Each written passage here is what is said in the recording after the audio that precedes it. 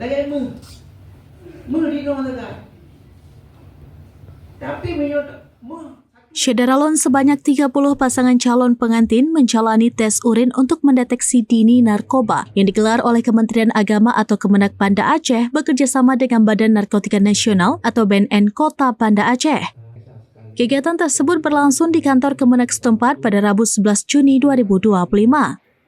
Tes urin tersebut merupakan bagian dari program bimbingan calon pengantin atau CATIN sekaligus menyambut Hari Anti Narkotika Internasional atau HANI 2025. Tujuannya untuk memastikan para calon pengantin bebas dari penyalahgunaan narkoba sebelum membangun rumah tangga.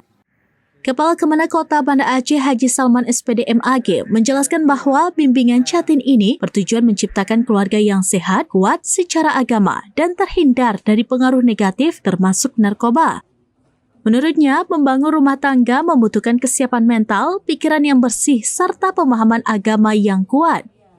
Kegiatan ini diikuti oleh pasangan dari 9 kecamatan di Banda Aceh, dengan 7 kecamatan tercatat melakukan pendaftaran pernikahan pada bulan ini, sementara 2 kecamatan lainnya tidak ada pendaftaran.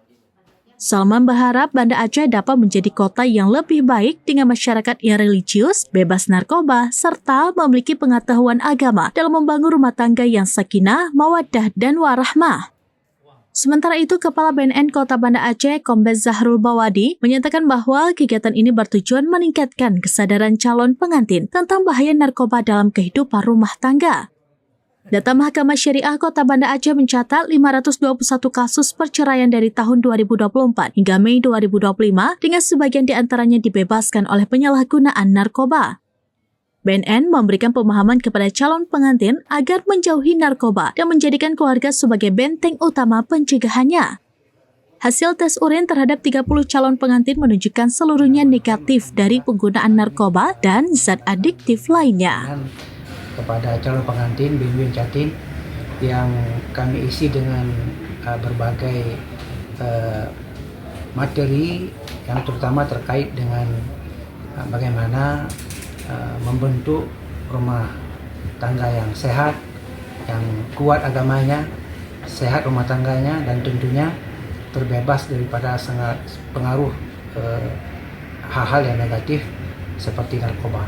Jadi memperkuat rumah tangga dengan membebaskan pengaruh-pengaruh narkoba kepada keluarga-keluarga yang kita harapkan supaya mereka sadar bahwa berumah tangga ini adalah sebuah perjalanan hidup yang terus-menerus harus kuat mereka hadapi, harus bersih pikirannya. Tadi kita juga sempat menyinggung soal keharmonisan rumah tangga ya, dimana kan di tahun 2025 ini sendiri kan ada sekitar 100-an lebih angka perceraian. Mungkin kalau kita lihat sendiri apa sih penyebabnya, Pak? Ya, akar persoalannya yang banyak adalah karena adanya gugat cerai dari istri kepada suami.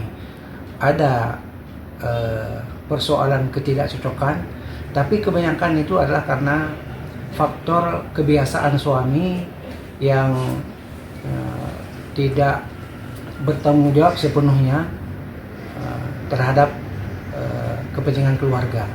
Jadi apakah suami terlibat dalam judi online dan juga menghabiskan waktu, tidak kreatif dan sebagainya, dan suasana-suasana yang terus-menerus mendatangkan kejemuan kepada istri, itu yang menyebabkan. Dari Banda Aceh, Indra Wijaya, serambinews.com. Tribun X sekarang menghadirkan lokal menjadi Indonesia.